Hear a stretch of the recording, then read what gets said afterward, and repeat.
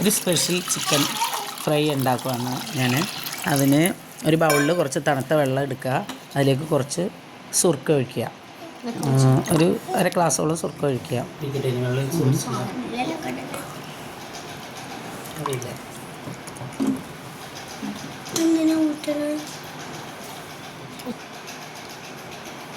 നമുക്കതിലേക്ക് കുറച്ച് ഉപ്പിട്ട് കൊടുക്കുക. ഉപ്പ് നല്ലോണം ലയിപ്പിക്കുക. എന്നിട്ട് നമ്മൾ കുറച്ച് ചിക്കൻ ആ വെള്ളത്തിലെ ആ ഉപ്പും വിനാഗിരിയും തണുത്ത വെള്ളം ഒഴിച്ചതിലേക്ക് ആ ചിക്കൻ ഇട്ട് കൊടുക്കുക. 15 മിനിറ്റ് സ്റ്റോക്ക് ചെയ്ത് വെച്ചിട്ട് ഞാൻ ആ വെള്ളത്തിൽ നിന്ന് എല്ലാ ചിക്കൻ്റെ പീസുകളും പിഴിഞ്ഞ് വേറൊരു ബൗളിലേക്ക് ഇടുകയാണ്. ഒട്ടും വെള്ളം പാടില്ല, നന്നായിട്ട് പിഴിഞ്ഞ് തുറത്തിടുക. പിന്നെ കാശ്മീരി മുളക് പൊടി അവർക്ക് അവരുടെ ഇഷ്ടത്തിന്. പിന്നെ ഞാൻ വൈറ്റ് കുരുമുളക് പൊടിയാണ് ഇട്ടിരിക്കുന്നത്, ബ്ലാക്ക് കുരുമുളക് പൊടി ആയാലും കുഴപ്പമില്ല. പിന്നെ സോയാ സോസ് 2 ടീസ്പൂൺ. പിന്നെ ഇഞ്ചി വെളുത്തുള്ളി ചതച്ചത്, അത് ഇഞ്ചി വെളുത്തുള്ളി പേസ്റ്റ് ഉണ്ടെങ്കിൽ ചേർക്കാം. പിന്നെ ഉപ്പ്, പാകത്തിനുള്ള ഉപ്പ്. പിന്നെ ഒരു ചെറുനാരങ്ങയുടെ നീര്, അതും കൂടി ഒഴിച്ച് നന്നായിട്ട് നമ്മൾ മിക്സ് ചെയ്ത് കൊടുക്കുക.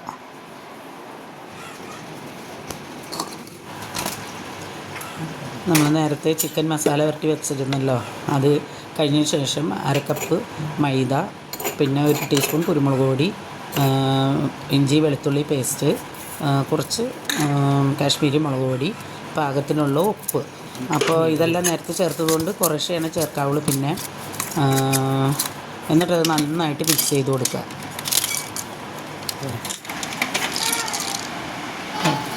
ഒരു ബൗളിലേക്ക് കുറച്ച് ഐസും വെള്ളം അല്ലെങ്കിൽ ഐസ് കട്ട ഇട്ടിട്ട് വെള്ളം ഒഴിക്കുകയോ എന്തായാലും കുഴപ്പമില്ല. ഐസിൻ്റെ ഐസ് ഇടുക, അല്ലെങ്കിൽ ഐസും വെള്ളമായാലും മതി. ഇത് നമ്മളതൊന്നും കൂടി മിക്സ് ചെയ്തിട്ട് അത് നമ്മൾ ആ മിക്സ് ചെയ്ത് വെച്ച പൊടിയിലേക്കൊന്ന് മുക്കി, ആ തണുത്ത വെള്ളത്തിലൊന്ന് മുക്കി വീണ്ടും നമ്മൾ പൊടിയിൽ വെച്ച് നന്നായിട്ടൊന്ന് എല്ലായിടത്തേക്കും പൊടി നന്നായിട്ട് ആ പൊടി പിടിക്കത്തക്ക രീതിയിൽ കൊട്ടി കളഞ്ഞിട്ട് നമ്മൾ പ്ലേറ്റിലേക്ക്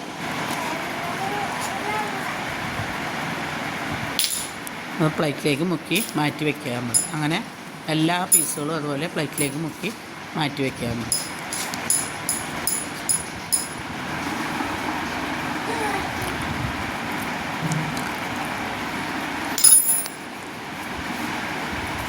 ആദ്യം ചെയ്തതുപോലെ തന്നെ വെള്ളത്തിലേക്ക് ഒരേ പീസ് എടുത്ത് മുക്കി പൊടിയിലിട്ട് മുക്കി വീണ്ടും അതുപോലെ തന്നെ പ്ലേറ്റിലേക്ക് വയ്ക്കും.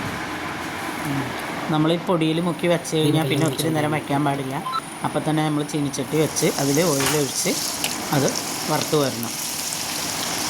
ഒത്തിരി നേരം പൊടിയിൽ മുക്കി വെച്ച് കഴിഞ്ഞാലേ ആ പൊടി നനഞ്ഞു പോകും. അത് കാരണം കൊണ്ടാണ് പെട്ടെന്ന് പൊരിച്ച് പോരണമെന്ന് പറഞ്ഞത്.